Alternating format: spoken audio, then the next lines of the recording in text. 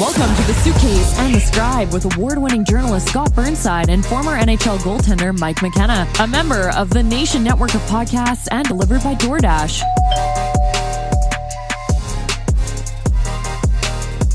Hey everybody, Scott Burnside back for another edition of the Suitcase and the Scribe. Of course, my good pal, Mike McKenna, along as always in St. Louis, and joining us right off the hop tonight, two-time Stanley Cup champion, Andrew Ladd of the Arizona Coyotes. Andrew, thank you so much for coming and hanging out with us. I'm making my table bounce here, but thanks for coming and hanging out with us. We were just talking before we started to record. Busy time in the Ladd house as we get down towards the holiday moment. The three kids at home. How are things going for you? Good. Yeah. Like I was saying to you, it's always a fun time of year with kids. You know, they're 8, 7, and 5. So they're really excited about the holiday season and everything that comes with that. So a little different here in the desert than what we're normally used to, and with some, a little bit of snow this time of year, but we're completely embracing the nice weather. That's kind of what I was curious about, is if you're going to dress up a cactus or a Christmas tree. I spent time in Vegas. I spent time a little bit in Arizona in the winter, but that must be something of a nice change of pace for you, considering where you've been previously: Winnipeg, Chicago, the island. Nice to finally get a little bit of warm weather in the late part of your career. Right. Yeah. You earned it. I really appreciated it when we had COVID. Like, the family had COVID a little earlier in the year here, and the ability to go outside every day and be in the sun and just play outside with the kids when we were quarantined for 10 days. So I think I've had the opportunity. I was in Atlanta for a bit. I was in Carolina, and so those are two pretty good spots for weather too. But nothing quite like the desert here, and it's nice to wake up to sun and blue sky every day. Yeah. Well, I wish I could take full credit for the idea to have you on, Andrew, but I was chatting with our mutual friend, Trip Tracy, and he was talking. You guys must have been coming through Carolina. Anyway, he was talking about catching up with you, and he mentioned this fascinating project that you and your wife, Brandy, have called 1616, and it's well, why should I describe it? So maybe you should, but just I was looking at your website and going through, some of the things that it looks like you're trying to address with young athletes and specifically young hockey players, and beyond, teaching them to score and all those kinds of things, and maybe if you just describe not only what 1616 is, but how did it come about? Like, why was it so important for you and Brandy to, just commit your time and your effort to creating something like this for young hockey players, young athletes? Yeah, I mean, it's been a kind of a long process. I guess I'll start from the beginning, and really we started Ladd Foundation as kind of a donor advised fund. So we would raise money for other nonprofits, and really our early years committed to mental health aspects. So we support Canadian Mental Health in Calgary, Canadian Mental Health in Kelowna, where we spent some time in our lives and just those communities. And with the ultimate goal of really, at some point making an impact of our own and trying to build something that we had our hands on, and that we could kind of use our experiences and what we've been through in life just to create something impactful. So I was in New York in a situation where I knew I wasn't going to play.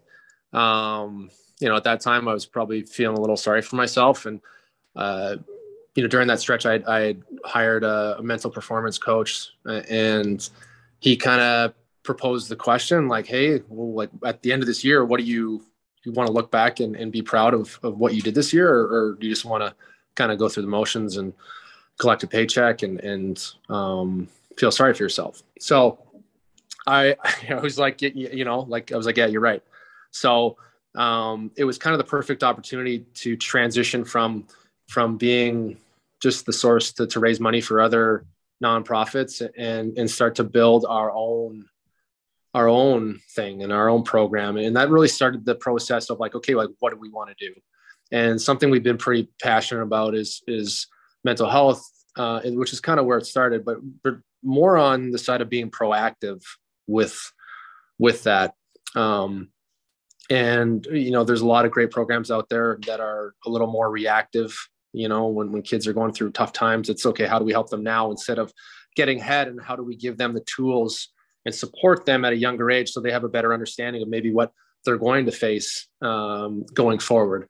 So that's kind of where the idea came from. And then as we were going through even just what we wanted this to be, and I'll tell you, I guess, where 1616 comes from, because I think it really exemplifies what our program is all about and what we want to bring to kids. But it's in 1616, they coined the term buffalo, because during a storm, every animal runs away from the storm. So everyone's kind of scared of the storm. They run away, and they end up actually spending more time in the storm, where the buffalo, they band together and go right into the storm.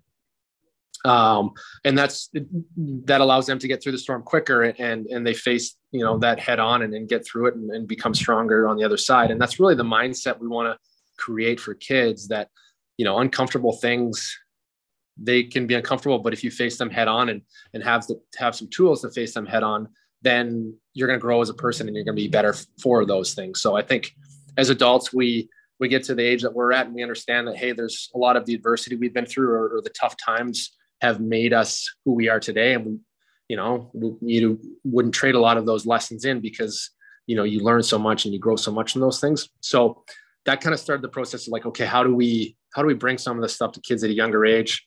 And then I have a friend that works at Queen's University, and they've done his name's Dr. Luke Martin, and his boss and is one of the leading researchers in positive youth development sport over the last 20, 30 years. And his name is Dr. Jean Cote. And so we started talking. I knew that he was into that, and we'd done some stuff in the past.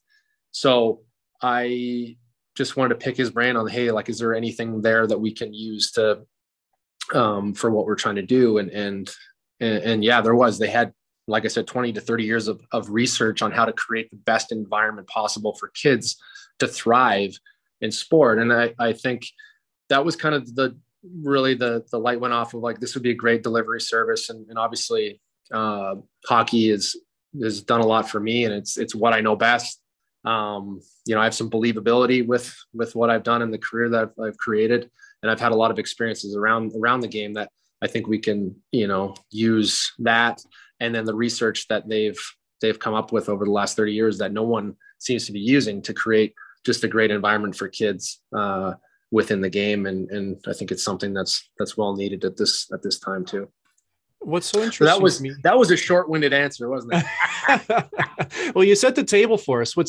What I look back at, and I mean, Andrew, I played for 14 years of pro hockey, and now I'm coaching 8U girls hockey and co-ed hockey. And you show up at these rinks, and parents are just out of control, and they all have these massive expectations. And a lot of times I'm the calmest guy in the room or on the ice.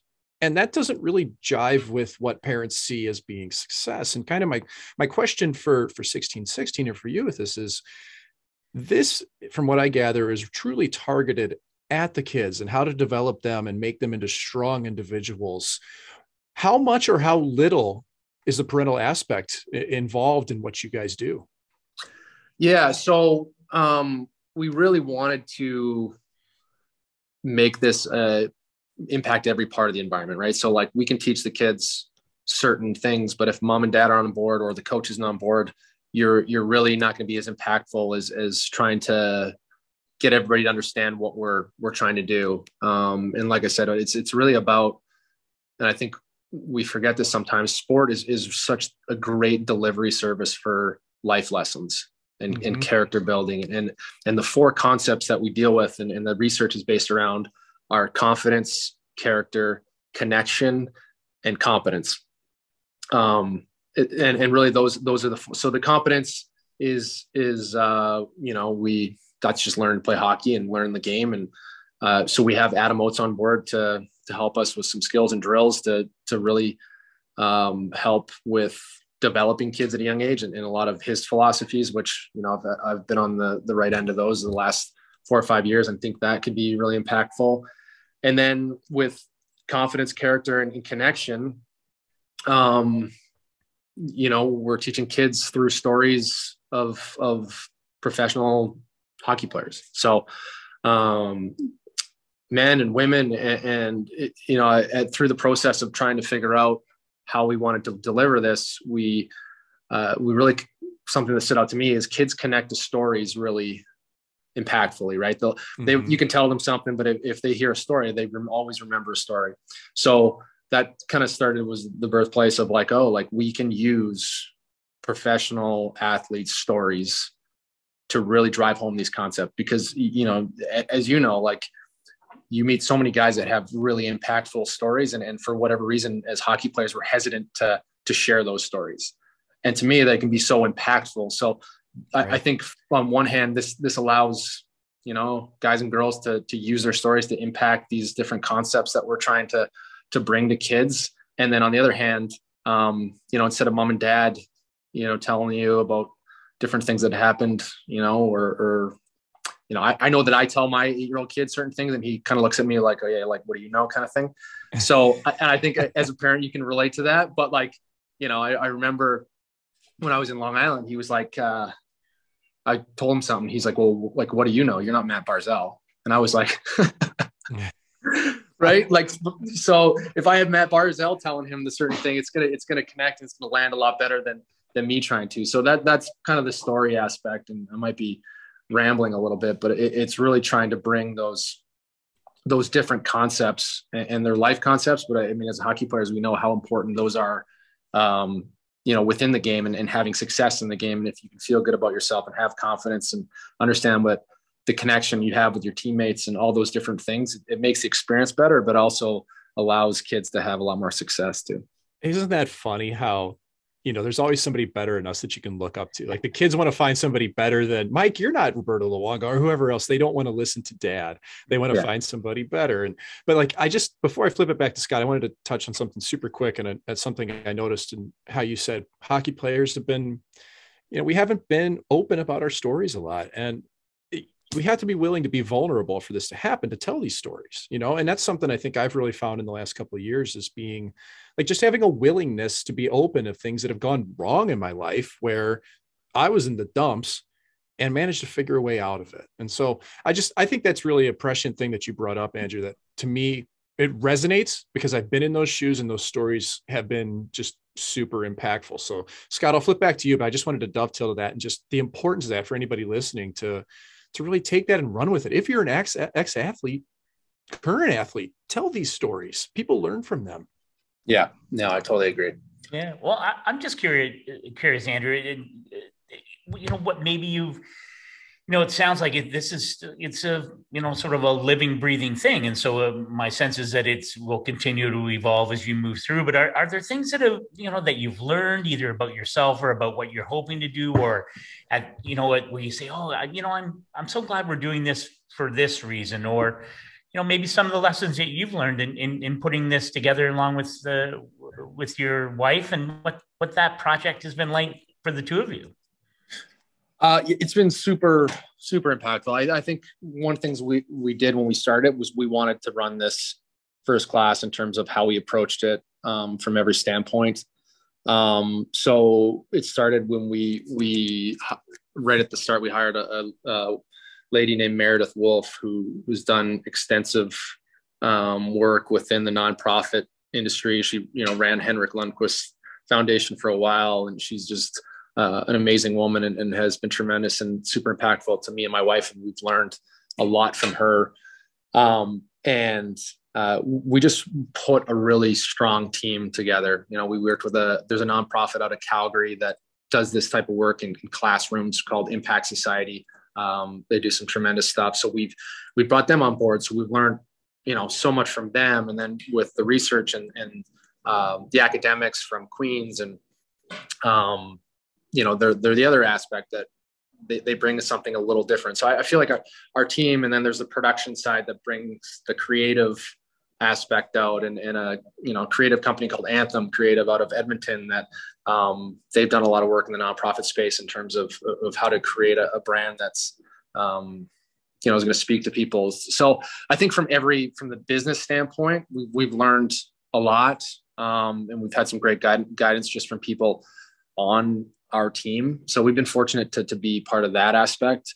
And I think just the impact of working in this space, people have been incredible in terms of just wanting to help out and be a part of it. And I would say that to the guys too. And to Mike's point of like, guys need to get their stories out.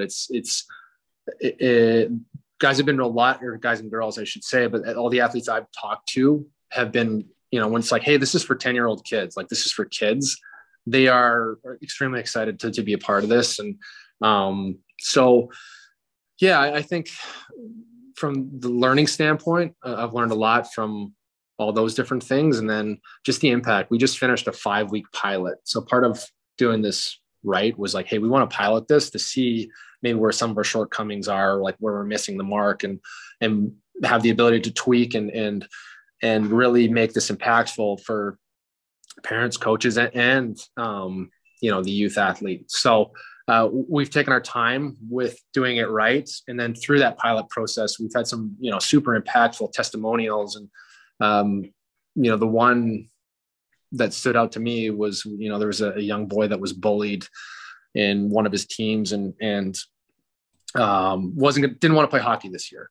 And his mom kind of forced him to play and was like, hey, okay, give it one more shot. And he couldn't keep him away from the rink. He was so excited. They'd have 6 a.m. practices. He'd be up at 4:30 and was just excited to go to the rink every day. And so seeing that kind of impact, I think, hit me and my wife, and you kind of tear up a little bit and say, okay, like that's when we started this thing, that's the impact that we wanted to have with what we're trying to do. So I think that's been super impactful for both of us, and has kept us driving this thing forward every day.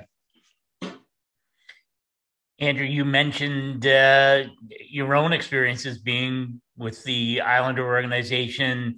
Last couple of years have been, from the outside, it seems like it might have been a challenge, or certainly something different in your career. You're closing in on 1,000 NHL games. What's it been like for you to get a chance to get back to NHL hockey? Your time with the Arizona Coyotes, obviously that team is in a sort of a period of transitions, the right word or not, but what's it been like for you to get back and to have another shot to be playing NHL hockey, and that part of, the last couple of years for you? What's that been like for you?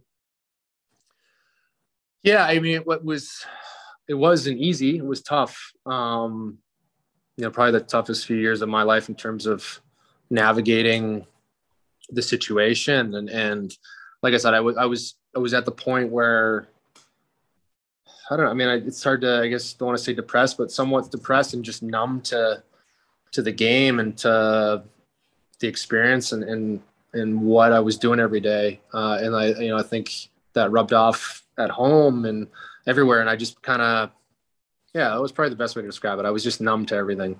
And I knew something was off and didn't know. And luckily I was driving to the rink in Bridgeport one day with a teammate, and we got talking just about the mental side of things, and he suggested that, hey, I called this guy that he'd worked with, and his name was Dan Lefflar, and they do some pretty cool stuff. The company's called Novus Global, but I had a conversation with him, and I immediately was like, okay, yeah, like I need to work with this guy, and thought it could be super impactful. And then that was for me kind of the turning point of like, having someone hit me upside the head and say, you have control of this, and you can make this experience what you want it to be. Like there's a choice there, right? You have every day you can wake up, you can choose, how you want to show up to the rink every day. You can choose the type of experience you want to have, and get back to like, okay, what do I do? What do I love about the game? Why did I play the game in the first place? And those types of things, which, it sounds kind of, I don't know if it's I sound a little spoiled or entitled in that sense, that I had to have someone say that to me. But also that whole experience, got me thinking of like, okay, how, I am fortunate to be able to do what I do every day. And I lost the experience of playing in the NHL. So I think there's a lot of guys that lose that and don't ever get another chance to get it back. And my goal the entire time that, I was in New York, it was like, okay, like my goal is to get back to the NHL and play NHL games again and prove that I can still play this game at that level. And that was the driving force, behind how the work I did away from the rink and when I was at the rink and how I showed up every day for, the young kids that I was playing with in Bridgeport or when I was out of the lineup in Long Island, like how I was supporting teammates and put a lot of work into like how I could serve people, when I wasn't getting a chance to play. So to go through that and then be able to have another opportunity here in Arizona with this group, it's been great. I'm just fortunate to have another chance and to be able to be playing at this level again. For somebody like myself that spent so much time in the American League and like really treasured every opportunity I had in the NHL, I've seen people in similar shoes to yours. They come back to the American League and then they just go away and they just stop. And I can't tell you how much I admire everything you've said to us today and just taking advantage of the opportunity. And listen, when you look around the league, you can't hide the fact that your team in Arizona are underdogs. Okay. Yeah. I mean, the record speaks for itself on what it is, but I've been on teams that aren't where they want to be in the standings. And I think from the outside looking in, the perception is always that it must just be doom and gloom, awful, miserable, blah, blah, blah. And I just have a funny feeling that is not what's going on in your locker room. Just hearing you talk a little bit, can you just, and we're not going to keep you too long here, but I'd like to know what the feeling is like in that Arizona locker room right now, what it's like on a daily basis to come in and be able to enjoy work and how you guys get along together. Yeah, I think it's the mindset of like, okay, what are we going to get out of today? Our coach has done a great job of bringing that day in and day out and set the tone for that right from the get go. And going into the year, I think, everyone knows we're having an uphill battle and we're going to have to be committed to just growing our game. We have a lot of, young kids in the back end and we have a lot of older guys that have been around too, that understand the opportunity that we have here in terms of just being able to play the game and try to push this organization forward, right?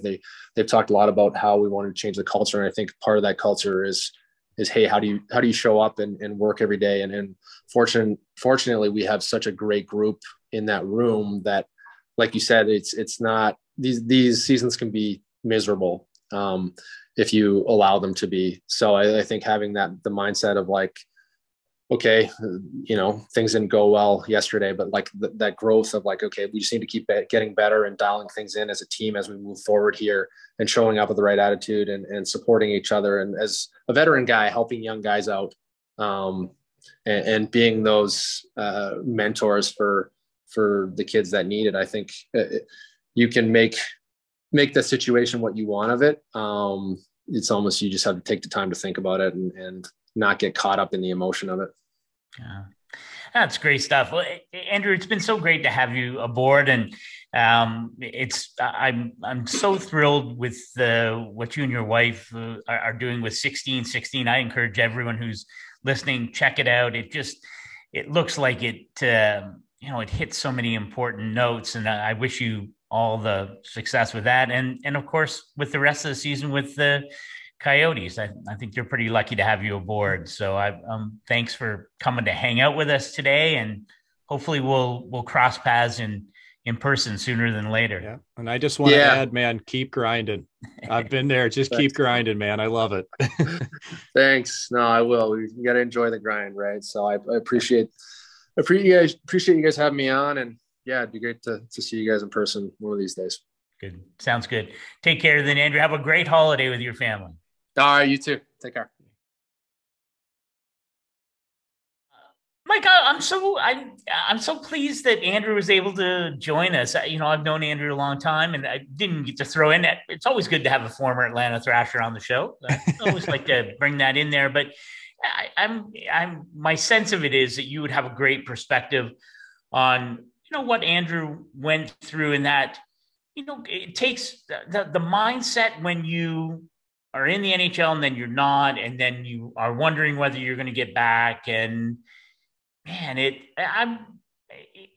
I bet the guys in Arizona just love to watch Andrew work. And I wonder what you made of it when you're listening to him describe that, going the emotion of that, and, having to get the right headspace to approach your career if it's not where you want it to be. I'm wondering what you made of that. Well, first I'll explain as the trash truck goes by in the background. So apologies for any banging noises that are happening. This is the world we live in these days. But, I think that a lot of what Andrew had to say is so pertinent in a lot of different ways. But I also think that it's just purely for the young players on a team, the optics of somebody who is doing greater than himself, that he has a foundation set up. That's something that means something to him.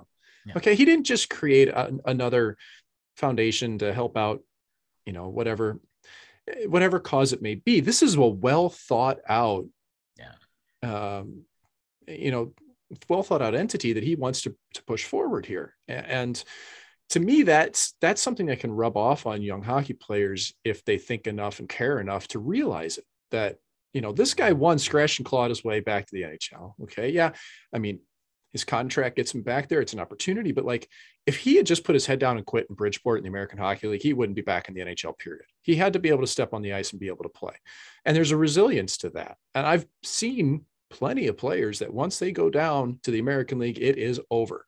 And they'll think, Scott, that I just need the chance. I just need to get back. I just need the chance. And they don't put the work in, right? Yeah. They just think because I was an NHL player, I can do this. Yeah. And I think for him, you listen to Andrew talk, and it just shows how much the power of mindset matters. Only you can get yourself out of this. The sports psychologist or the person he spoke to basically said that, hey, make the most out of this. You're still playing hockey. Get it together, and I think what he talked about with the stories being told, I've been there before. My sophomore year of college, man, I could tell you the story that I was at the bottom, man. And I was crying under my goalie mask. And that's the one time in my life that I remember thinking, Mike, get it together. And that was my snap out of it moment. And, we all go through things in life, and it's amazing how resilient we can be.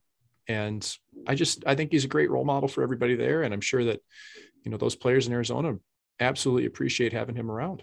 Yeah, good point. And I mean, this is a hard day for you. So I'm glad that we're sharing this moment. I'm glad we shared the conversation with Andrew, but it's a hard day for you and your family member that you had to furry family member that you had to say goodbye to. And I want you to know that we're thinking about you, and that must be hard. And I know that that you may put pen to paper on this, as it were. That's the theory of it. Fingers to keypad. That, but it's anyway.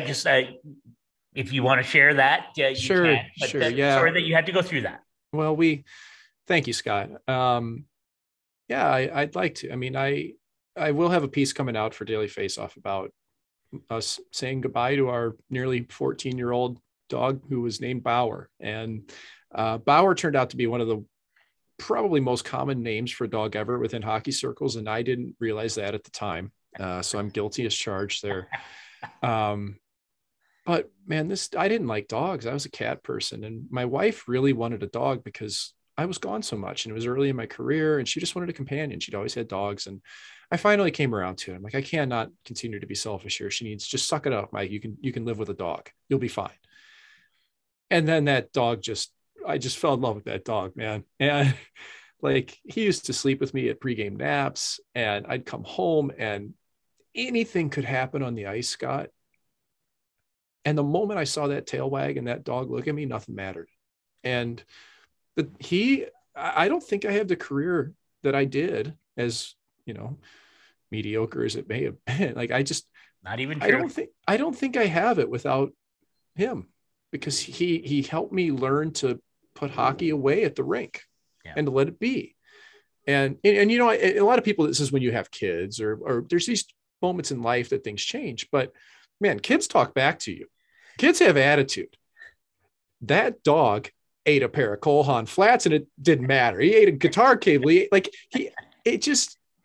couldn't fault him. And the whole kind of gist of my article and everything that I'm going to have later is pets make a huge difference for pro athletes, huge difference. And they do for everybody in life. Okay. This is not specialized for athletes, but like, I tell you what, man, what we do is really, really high stress, and it's in front of thousands of people. It's in front of millions of people when you've counted TV viewership. And it's tough to deal with. And I think it's a big reason why we have dogs. It's why, you know, you look at David Backus, who is such an advocate for animals. He brings 2 dogs home from Sochi in the Olympics. And remember that? Wow. Yeah. It's an interesting dynamic. It's been a tough day and a half for sure in our house, but man, we were grateful. And I got a lot of friends out there that got to meet the dog, and he was subsequently scared by a lot of my friends. And, you know, when you hear from them and you hear the stories, you realize dogs are family, man. Like I know I'm being long-winded at this point, but it's important for me. And I can't understand the mindset of people that trivialize the death of a family pet, because they are part of the family. And I mean, you got to be some kind of sociopath to think that it's not going to affect people. You know what I mean? Like, they're special, man. And you spend 13 years with an animal like that, Scott. It's been a tough day, but we were really grateful. That's a good career. It's a good career for Bauer. And anyway, well, I'm sorry you went through that. So now I'm going to pivot unnaturally from Bauer.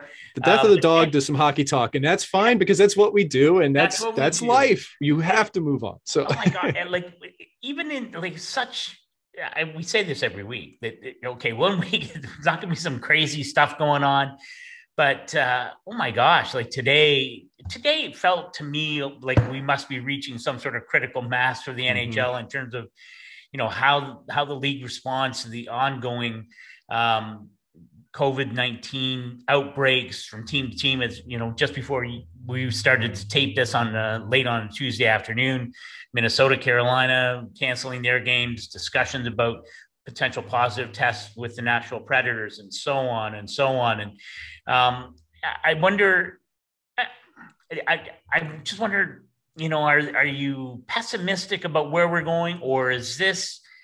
I mean, is this just? I mean, this is life, right? I mean, in some ways, the NHL is a microcosm, right? It reflects our reality in society as a whole, and we're not done yet. And the NHL seems to be, they're right back in it, and there's a lot of ripple effects. You know, certainly a lot of still questions about whether the Olympics are even a possibility now, and I just wonder what you make of it.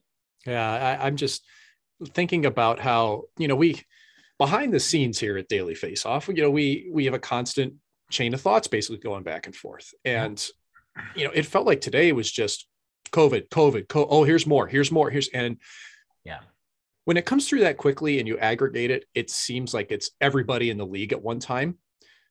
It's not, but man, we're getting to the point now that I'm not actually even worried about the Olympics. I'm kind of starting to get nervous about the NHL season in terms of just how you finish it. Like, I don't mean finishing the season. The season will finish. Yeah. But how many games are going to get moved around now?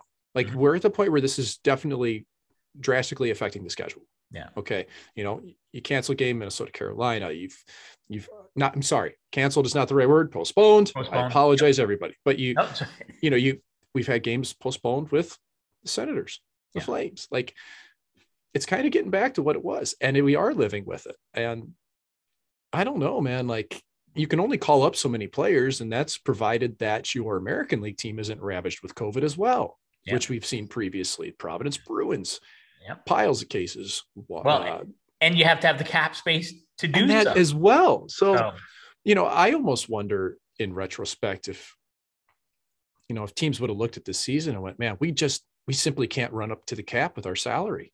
We can't do it. And hindsight's always 2020, because we both sat here at the start of the season and thought, we think we're going to be fine. True. And that's, I think we all had that positive outlook, short of being an infectious disease specialist who could predict Omicrons and all these different variants. And like, maybe we had a false sense of hope, but I guess nervous isn't the right word about the season, but I'm just kind of like, I'm kind of worried about it right now and how it proceeds, if that makes sense. Do you think that's a decent way to put it, Scott? No, I think that's the perfect way. And I think it is a sense of unease, because that's a great word. We expected that we would be in a different place, right? Honestly, I had thought at the beginning, it's going to be maybe, the occasional case, and it would be something that would be easy to ride out on a team by team basis. And, super looking forward to the Olympics. So I've been thinking about it now I've talked to a couple of people in the last couple of days, and it's like, geez, waiting to try and figure out, what will with the rescheduling of NHL games and this real, sort of explosion in the last 2 or 3 days. I think there are 30 players in COVID protocols as you and I are chatting here. So even if you are able to go to the Olympics and you sort out the quarantine issues in China, that's a huge hurdle to get over. And where's the clarity, or when is the clarity going to come on that? But I wondered, and I am going to get to a question here. It makes me think of when Pierre LeBrun was on. I am getting to a question, but I wonder what in your earpiece. What would happen? What happens if at the end of the day, the NHL and the NHLPA say, we're not going for whatever the reasons, the cataclysmic changes to the schedule, or the players' own decision to say, we don't want to expose ourselves, that the PA will say, we don't want to expose our players to a potential 5-week quarantine in Beijing.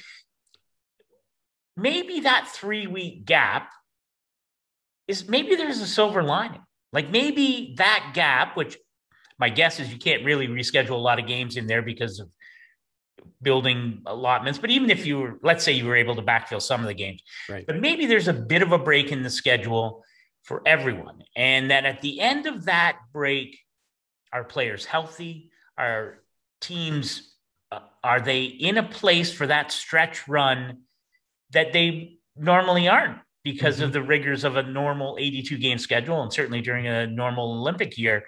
Maybe this is a silver lining. Then maybe we'll see good health. We'll get through the COVID stuff, and maybe the level of competition down the stretch will be something that we haven't seen in a while. Does that make sense? I understand the optimism 100%. I mean, if they don't go, they got 3 weeks off. My fear is that the boys all hop on a plane to the Bahamas and they come back and it hasn't changed anything. And that makes me nervous, because the optics are going to be so bad of that if it happens. And maybe I'm being fatalistic here. But if you get a chance in the middle of the season to go sit on a beach, you're going to take it.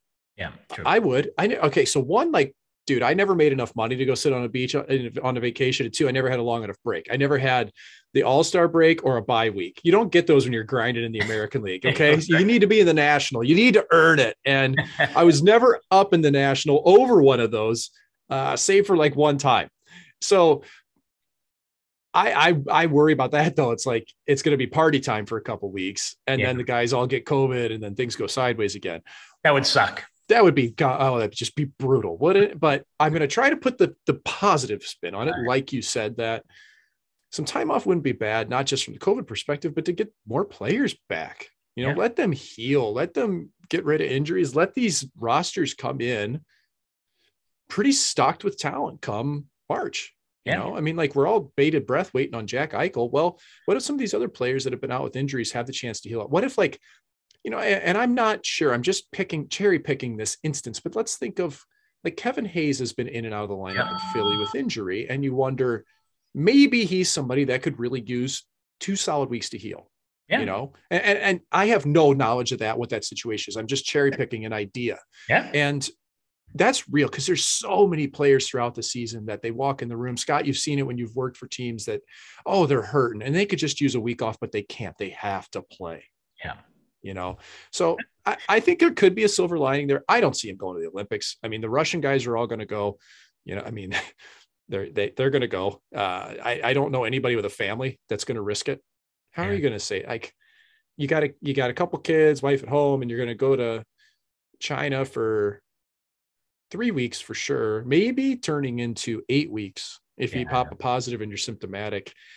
And by the way, it's a country that made a tennis player disappear recently. Totally. Yeah, no,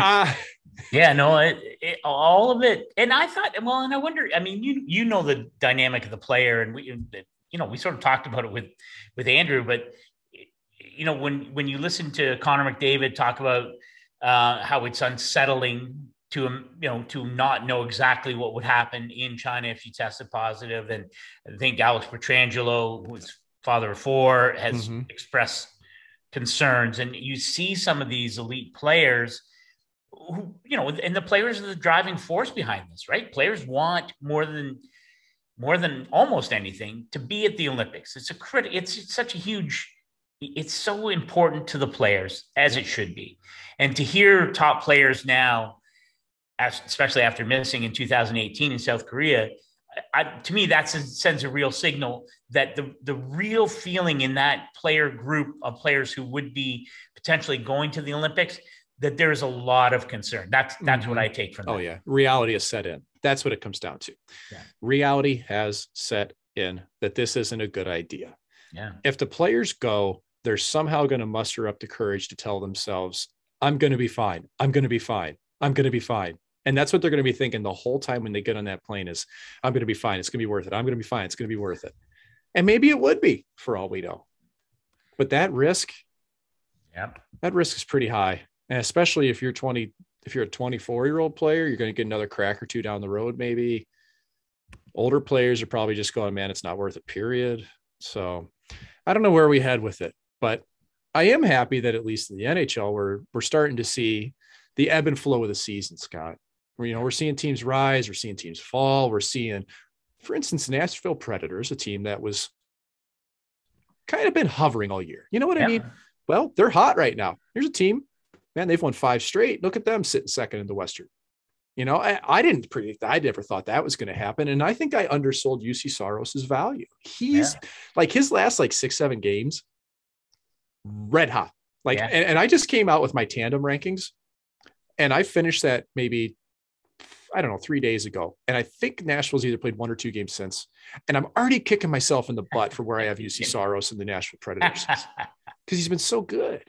And they were the surprise for me. So that's what I'm recently, at least. And what I'm wondering for you is, good or bad, what team has surprised you in the National Hockey League of late? Yeah. I love that you mentioned Nashville. I didn't, and this is how, this is the sign of a good working relationship. I don't even think I mentioned it, but I talked to David Poyle, GM of the Predators, yesterday for a piece. We didn't plan this, folks. This is completely off the cuff. It's all good.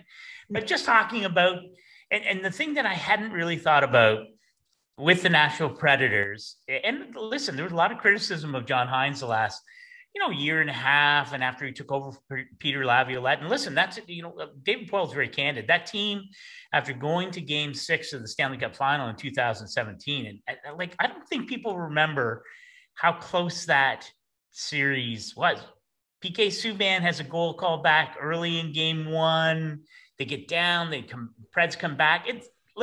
They're this close to winning a Stanley Cup in 17 against obviously a very good Pittsburgh Penguins team, but really been sort of a steady decline since then. You have to make a coaching change. Peter Laviolette goes, and John Hines comes in. PK Subban is gone. Pretty big roster turnover. Absolutely. Yes. Johansson, Duchesne come in, Hartman out, Ellis out. There's been a lot.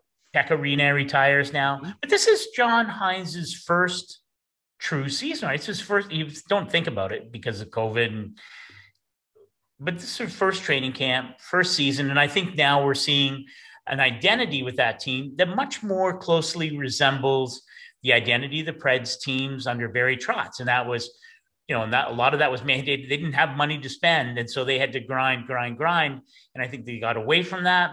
And I think they're much harder to play against than they have been. And I think John Hines deserves a lot of credit. I'm with you on that. They're They're a terrific surprise.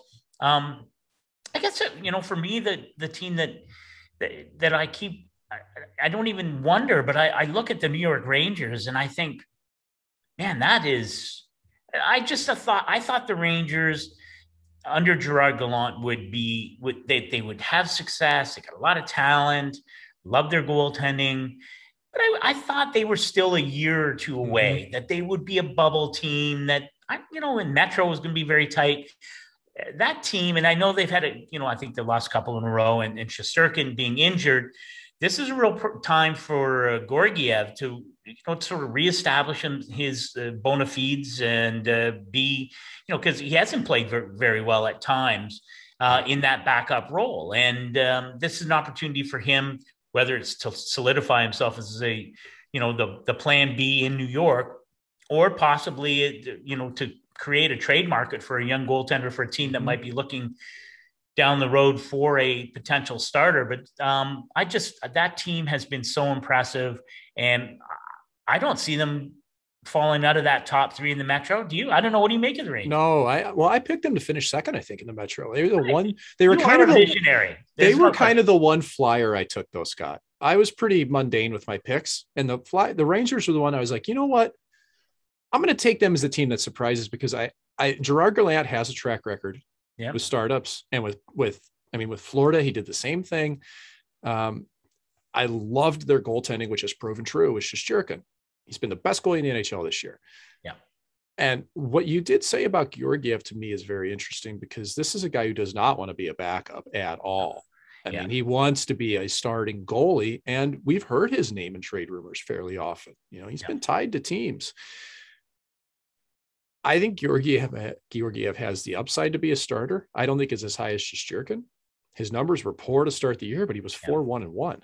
Those are the numbers that matter. Yep. So I think there might have been a bit of a mirage in how bad even his advanced metrics were terrible. Like, his goals saved above expected was brutal, but it's like he's still winning. So how much is that New York or not? Well, I think this is a team that just flat out gets it done, man. Yeah. And I think when I looked at him, I'm thinking Capo Caco. All right, he's got to be better. Lafreniere, well, he's got to step up. Well, they've been okay. It's been Chris Kreider. Yes. Chris Kreider, this guy's unstoppable. Like, what happened? You know what I mean? Like, he's engaged. He's not going 30 feet off sides. Like, he's on fire, on and off the blade. He's a huge part of it. Yeah. And I think that there's just a belief there more than anything. And I think that whole belief, shockingly, is not centered around Zibanejad or Panarin or anybody up front. It's centered around one guy on the backhand, and Adam Fox. Yeah. That guy's magic with the puck. And the two teams in the league that make me nervous if I'm a goalie playing against them, the two biggest, Colorado and the Rangers right now, it's because they both have defensemen that can move the puck as well. Kyle McCarr, same way in Colorado. Him and Fox, to me, they're an absolute treat to watch, man. I wish I would have had an opportunity to have somebody like that play in front of me, Scott. All right, we're just about at the end. And, of course, every week on the Suitcase and the Scribe, we tip our caps to DoorDash, the proud sponsor of the Nation Network of podcasts, restaurants and more delivered right to your door. So don't forget that. I know we're heading into the teeth of the holiday season, my friend. So maybe people will be needing a little relief as they get ready for whatever their traditional holiday fare is. Before we wrap it up, I'm very tumultuous week for the Vancouver Canucks, but I'm not sure you could have scripted it any better. Bruce Boudreau, 4-0. We talked about Bruce going in there, and I wasn't all that surprised, but I was really pleased for Jim Rutherford. Comes in as president of hockey ops and the interim GM. He's already, I think, right now, he may be doing it right now, calling people as he gets his list together at some point to hire a GM to come in and to help to restructure the hockey ops department in Vancouver. To me, that fan base deserves some good news, and it's nice, at least even in the short term, for them to be rewarded with some strong play under Bruce Boudreau. And I think that what Jim Rutherford said in his opening press conference about how he wants to approach things, there's a reason he's a Hall of Famer, and I think it's going to be a good fit for that team. Do you have a sense? Do you have a vibe on it? Well, first, great work by you. Piece you had on Jim Rutherford out of Daily Faceoff is fantastic. And that's it. It's always about me, Mike. Yeah, you should know that by now. Well, we don't plug ourselves, so we help each other out, right? So great work on your behalf. But I just like that he was candid. He straight up said, "There's holes in this lineup. We're going to fix this." Yeah. I mean, if you're on the team, it's like, oh man, we better figure this out. Like, there's no bigger shot across the bow, especially if you're like a depth player, to hear there's holes in this lineup. Yeah. So either they got to figure it out or they're gonna have to get other people. So first there's a motivation factor, but Boudreau coming in obviously lightened the room a ton, because they had that team had just flat out tuned out Travis Green. Simple as that. They tuned him out. They made up their minds. Quit players these days, once that happens, it's all over, for right or wrong. And it's just a new guy. Well, what's happened though in the last 4 games is that Thatcher Demko has been really good all year. He's been absolutely astoundingly good these last 4 games. Yeah. And Brock Besser scored 3 times in 4 games, including on the power play, a couple of them. So and you can put to microcosm here, like, of what's happening if you want to distill it. And I like to distill things sometimes. To me, that's their quotient. But I do think this is a team that, hey, they've let all that weight off their shoulders, and they said, let's just go play. Okay. And are there big system changes? Not really. Structurally, not really. Yeah. But they haven't had confidence like this all year of winning games. And even if they got a great goalie performance, or even if Pettersson starts filling the net, or Hove or Besser, if they can continue to just have that good feeling about themselves, this lineup's not as bad as, like, come on, there's no lineup in the NHL that's not got good players. It's true. I'm looking at Vancouver, and I know there's games in hand of people ahead of them, but they're 6 points out of playoffs. It's a Herculean task for them to even be in the playoff in contention. It really is. But I think that this gives them some hope, and hope is a really good thing, because then you start to believe, and you just never know. Look at St. Louis in 2018. That team was spinning its wheels more than like a motorcycle in a mud pit. You know what I mean? Like, and they end up winning the Stanley Cup. So credit to Bruce Boudreau on, if nothing else, providing a breath of fresh air. And man, Rutherford's not afraid to make changes. If there's anything I've ever noticed about his career, he is a horse trader to the core. He will do what it takes that he thinks to get across the goal line. So I think it's good for them. And I'm very curious, Scott, to see who lands there as a GM. I'm curious who you think may be some, if not names, but the type of person they're looking for to slide into that. Yeah, no. And I think, I was lucky. I caught up with Bill Garen and Tom Fitzgerald. Of course, Bill Garen, who was on Suitcase and Scribe early in our being, and recently named general manager of the U.S. Olympic team. Yep. Hopefully, there's an Olympics for him to go to. And then, of course, Tom Fitzgerald in New Jersey as the GM. Both learned that, worked with Jim Rutherford in Pittsburgh. And both of them, it was interesting because both said the exact same thing, that Jim Rutherford's not a micromanager. He's a guy who brings in people, gives them a job, lets them do the job. And I think that's a good thing about somebody like Jim Rutherford, is that, listen, he didn't have to take that job. He didn't need to take the job. I don't know his finances. I'm guessing he didn't need the money to do it. Well, they better be good. We'll say that. Yeah. But so my guess is I think he is the kind of guy that if you brought in a younger GM or an assistant GM or someone, man or woman who doesn't have the traditional NHL management experience, that he's the kind of guy that is going to work with them to build it up. I expect in the matter of hours, perhaps days, he's going to bring in an assistant GM to work in on the daily business right now. To me, it's about building out the entire organization. Sometimes organizations are, a closed shop. It's like they don't want a lot of people in for some reason. And to me, Jim Rutherford's a guy who's got a big enough sense of self that he's going to surround himself with really good, smart hockey people, regardless of their experience and their background. And he's going to let them do their job. And Bill Garen said to me, it was interesting. It's not just do your job, but if you screw up, if you fall down a couple of times, that's how you learn. And he said that was a great thing about working for Jim Rutherford. Is it, if you made a mistake, okay, what'd you learn from that? It wasn't Jim Rutherford standing over his shoulder 12 hours a day. So I expect what will happen in Vancouver. There's a lot of pressure there to win, but there was a lot of pressure in Pittsburgh to win. Yeah. Yeah, no, it's good. Well, they brought in a guy who's not afraid of pressure. Doesn't phase him. Yeah. I mean, really, can't get anywhere. I mean, worst thing that can happen is they start chanting his name and throwing a jersey on the ice. Yeah. I guess it really could get worse, couldn't it? But I don't know, man.